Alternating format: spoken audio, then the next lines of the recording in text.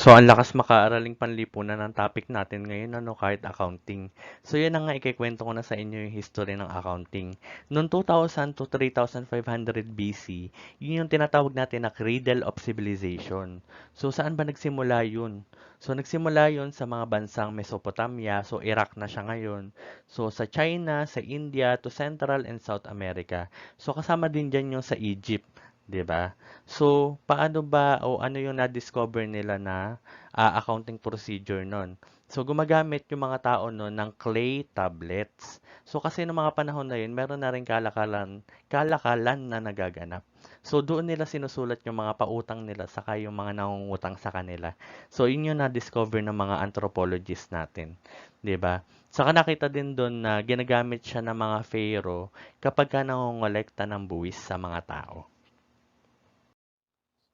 So, talon tayo agad sa year 1339. So, si Freris Bonis of Montalban, so, sa kanya unang na-discover na pinakamaaga yung paggamit ng tinatawag na double entry system. So, kapag napag-aralan na natin siya later on sa ating accounting subject, ito yung dahilan kung bakit merong dinedebit, merong kine-credit. Okay, ito rin yung dahilan kung bakit merong T-account sa ledger. Okay, so sa mga bansang France and Italy, karaniwan na discover yung mga unang books kung saan ginagamit or ina-apply yung tinatawag nating double entry system. Tapos, nung year 1458, si Benedetto Cotrugli, siya yung sumulat ng kauna-unahang accounting book na yung title ay On Trade and the Perfect Merchant. Okay? Yun nga lang, sinulat niya yung accounting book na yun noong 1458, na-publish lang siya noong 1573. Kaya, yung credits ng kauna-unahang accounting book na na-publish ay hindi sa kanya. Kasi meron pang nakapag-publish na before that time. Pero yung sa pagsusulat, siya yung kauna-unahan naman doon. Nasa kanya yung corona. Okay, wala nang aagaw sa kanya.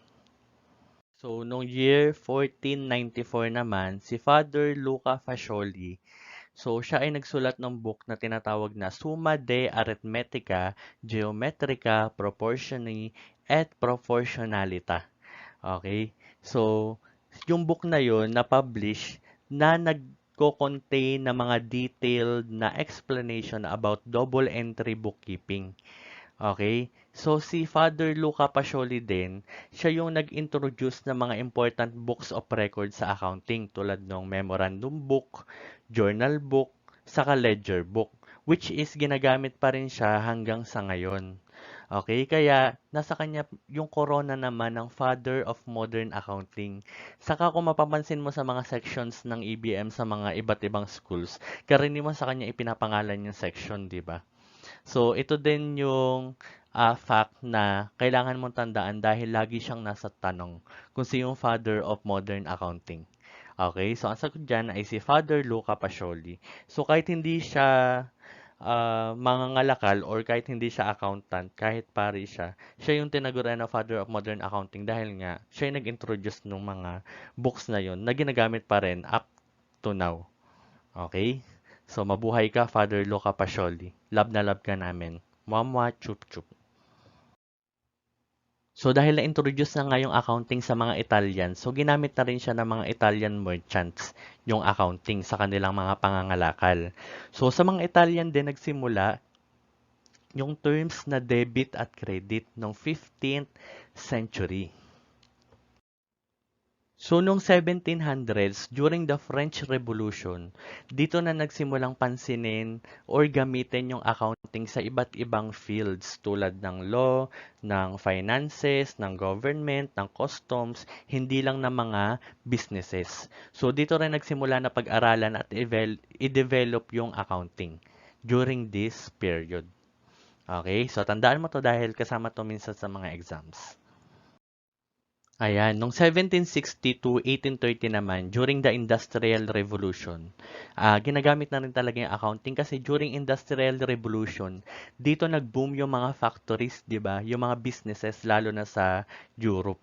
Okay, so yung importance ng fixed assets, halimbawa ng mga building, ng machineries, ng mga fixtures, ng mga equipment, so naging importante siya dito kasi nga yun nga 'di ba nag-boom yung mga factory, saka yung mass production. Okay? So, ayan, 21st century tayo agad up to the present. So, ngayon gumagamit na tayo ng mga accounting systems tulad ng mga computers, applications, and internet para mas mapadali yung trabaho natin bilang mga accountant. So, syempre, dapat alam pa rin natin yung mga principles and concepts about accounting, pero mas natutulungan na tayo na mapadali yung work natin kapag gumagamit na tayo ng mga accounting systems. So, maraming mga companies na nagde-develop na ng sarili nilang system para mas madali yung accounting procedures nila.